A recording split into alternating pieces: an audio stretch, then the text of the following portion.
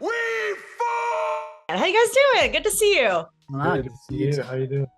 So good. I'm just gonna start off with like my reaction to the series, and this is just my pop culture references. But watching it, it gave me like Mortal Kombat finish him vibes. The opening scene of Ghost Ship, like it just took these big swings and images that I think will stay in my head, and I loved it for that reason.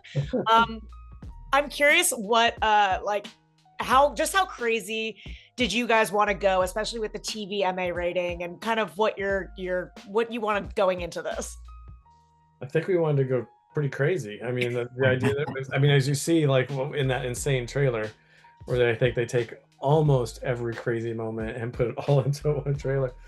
Yeah, we want to go pretty nuts, but not be like too insanely gratuitous. You know, it's like we're still trying to cinematically tell a story, so not lingering on some stuff like look at the gross stuff, like the way like maybe an adolescent filmmaker might get lost and do, like my 13-year-old self. you know so yeah, hopefully the audience can feel that, where they can get all that excitement that you mentioned but still feel the drama, and then at times the emotion, and etc. Exactly. And obviously with this, alternate timeline, you're able to take big swings. We really don't know what's going to happen. With the comic version being like infamously quite bleak, which elements did you feel needed to be preserved, and where did you intentionally stray to make the series its own? Well, the zombie genre is famously bleak, and I think Robert did an amazing job in bringing Marvel zombies to the page. Him and the work he did with Sean Phillips is really incredible. And we took a lot of inspiration from that, obviously, and also from zombie cinema in general, which oftentimes does have a bleak outlook on the world, and is about survival, but not just about will they or won't they survive, but will survive and corrupt the characters that are in the story, and which is why we, and Bryan could talk about this more, but why we chose those characters to be the surrogates for the audience as they go on this deadly adventure. Yeah, and ours is like the MCU inspired version, not necessarily we're not just doing the comics. The comics is the comics, and that exists, and that's awesome. But it's like our version of spinning all that in a slightly different way, but also so the audience can be surprised as they're seeing things that they haven't seen. And sometimes we might homage something that has occurred before, but for the most part, we're just forging a path, standing on the shoulders and saying, let's go over here. Wouldn't it be fun? Yeah. And there are some like highly emotional moments, and I'll tell you the one that got me, and just correct me if I'm wrong.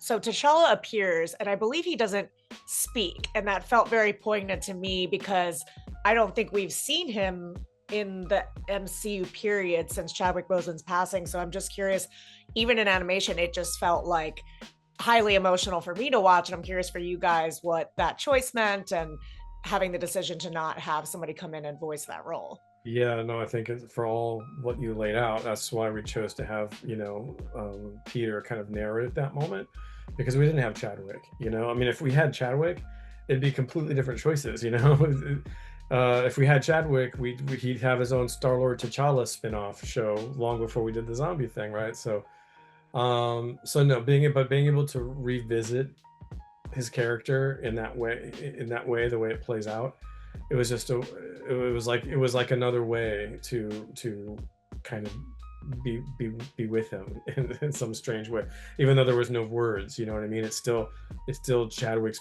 Black Panther, right? And that's rad.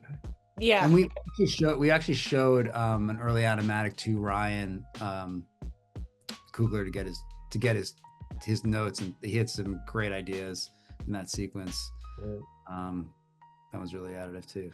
Yeah, I think it struck just as you said. I'm gonna ask my spoiler question and hold it till after the final episode, but it does end on, like I said, a bleak, maybe cliffhangery note.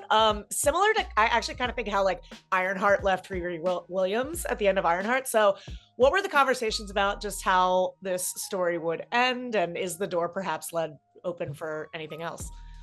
I think it was always, we're like, yeah, man, it's gonna be this. We always knew, and it's just like how much to show at the end of the bleakness. I mentioned earlier that it was like before we had a version where it was really subtle, you know.